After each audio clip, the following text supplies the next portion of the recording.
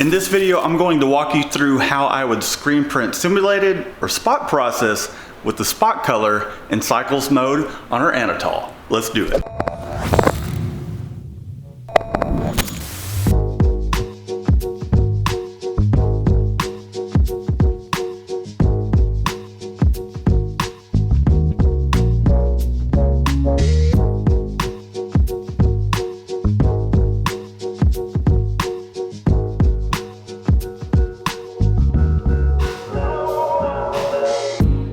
Welcome back. If you're new to the channel, I'm Matt. Now as I walk you through this, keep in mind you can do this with a manual as well. The only difference here is we're not having to pull the squeegees by hand or to, we don't have to rotate the turntable, the pallets, the carousel.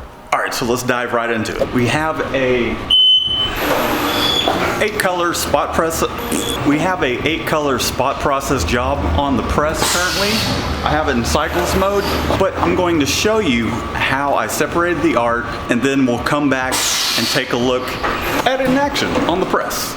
Let's do it. All right, here we are inside of Photoshop. How I separated this was actually we used action steps, which hang tight guys, I think I might release a beta version of this. And perhaps as I continue to build on this, those that do purchase the beta version of Action Steps will continue to get those updates at no charge, but the price will continue to go up. However, what this essentially does is it separates it out towards where we pull our white base. I'm going to just turn a lot of these colors off. We got a black t-shirt for a background here. So here is our white base, and then we have our red, and then we've got a lemon yellow, and then I added the orange. As you can see as I toggle this orange on and off, the difference that it makes, more so on screen probably than on press, but I'm sure I could have got away without using the orange, but it just pumps it up quite a bit. And then we've got some cyan here, or generally what I would use on press is kind of like a peacock blue, just kind of a lighter blue. And then we have a more like a mono blue, not quite royal, but it's just a deeper blue. And then we have magenta or a spot process purple, which I'll show you guys here in a moment on press. And then we have a gray that just kind of really helps the transitions here, from rather than using the white base to kind of try and simulate these gray transitions. The gray helps quite a bit, and there's also quite a bit of detail here in the car in which the gray just makes those transitions that much smoother. And then we have our white top. It also helps with some of those gray areas, like say for example over here in what would be, I guess it looks like smoke. I mean, they're on asphalt, but maybe the tires are smoking. Sometimes that asphalt's pretty hard. And let's go through and I'll just kind of show you what the different colors look like here. We'll start at the white base. And so here's our white base. As you can see, there's not a whole lot of white base going on there. Just enough to make some of the really bright colors bright. And then here is our red, which some of this red is actually mixed up into, mixed along with the yellow to get some of our browns as well, and our oranges. And then we have our lemon yellow.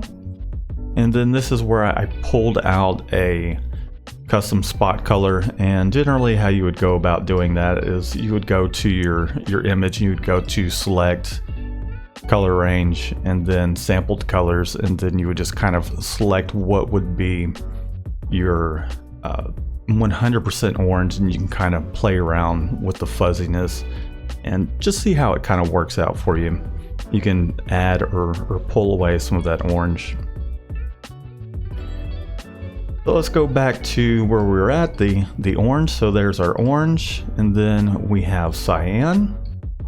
That's what the cyan's looking like. And then we have our deeper blue, or mono blue. Then our spot process purple. Sometimes that, depending on how much white base is behind it, The more white base you add, the more towards the pink side of things we'll get. The more you take away some of that white base, the more purple it is. So it's a pretty flexible purple, or magenta, I should say, spot process. All right, and then we have our gray.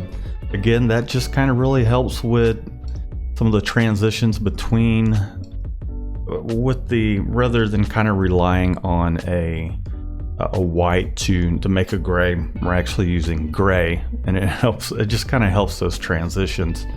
Let's say, for example, if you were to go from 100% white down to just black, in that I'd say maybe in the 60 to 40% range, this is where it's really going to help. And then we have our white top to just really make some of the white aspects of the car, or just the graphic in general, what you need a really bright white.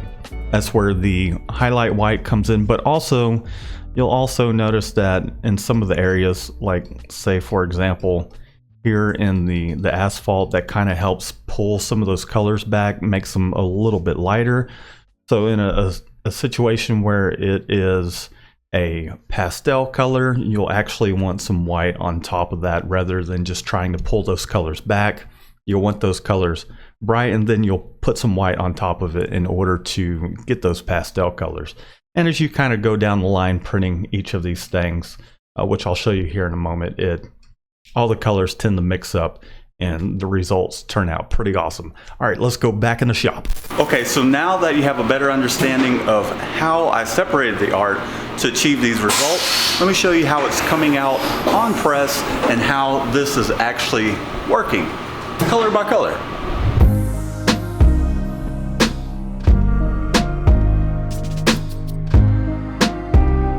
The results are looking pretty awesome, and having that extra spot color for the orange just helps pump it up that much more. Okay, the machine is in cycles mode, and what I'm doing is I'm printing the white base, hitting it twice, flashing it, doing the rest of the colors aside from the orange and the highlight white, letting that rotate around, and it's also kind of giving me some time to stack shirts over there. Once it prints those 6 colors, it's flashing it and then coming back around and hitting it with that orange and the white top. I'm going to go ahead and show you guys this in action. So we got our white base going down. These are all 230 mesh screens. And now I've got the machine stopped just for 1 second.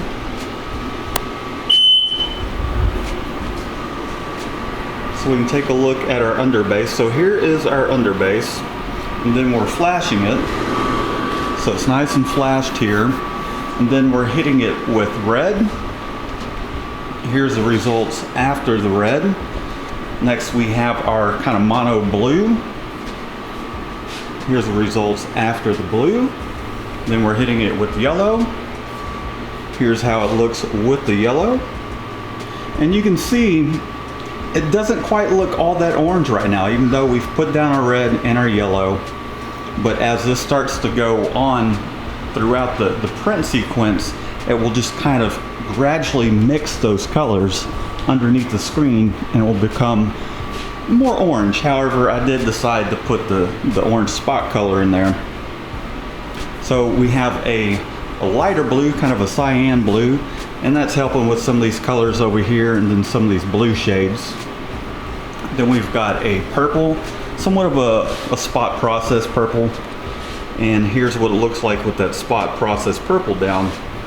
And we're not doing the orange just yet, or the white, but this is the results currently. So I'm just going to follow the press around as it goes through its sequence. There it is, flashing. This head just did the red. We'll check that out. So it's doing its red, the blue, and then we've got our yellow going down. And then our lighter blue, along with our purple. Then once this thing completely goes around after doing all its processes, it'll flash over here, number 2, and I'll bring it all over there. All right, so now we're at the point where it's gone around the press, it's flashing. And now we finally have a shirt that's gone through the complete cycle and is being hit with orange. And then it's going to hit it with white just to really make some of these whites in there that should be a bright white just really pop. Now I'm going to stop it. So I've shown you the results, but let me show you the difference even after the orange and the white. What the difference is. So it does look orange here, but just notice how once we go from this, right before it goes to this orange, it's printed with this spot color. Look at how much brighter that orange is and just how much it pops out. The camera's probably not doing it justice, but it makes that much more of a difference.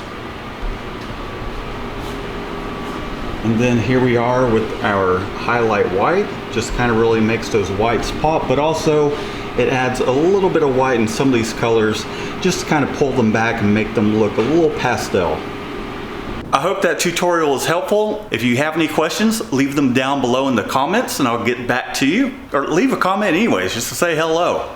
And be sure to give this video a thumbs up. It lets YouTube know we're doing a good job. Be sure to subscribe, all that great stuff, and we'll see you in the next one.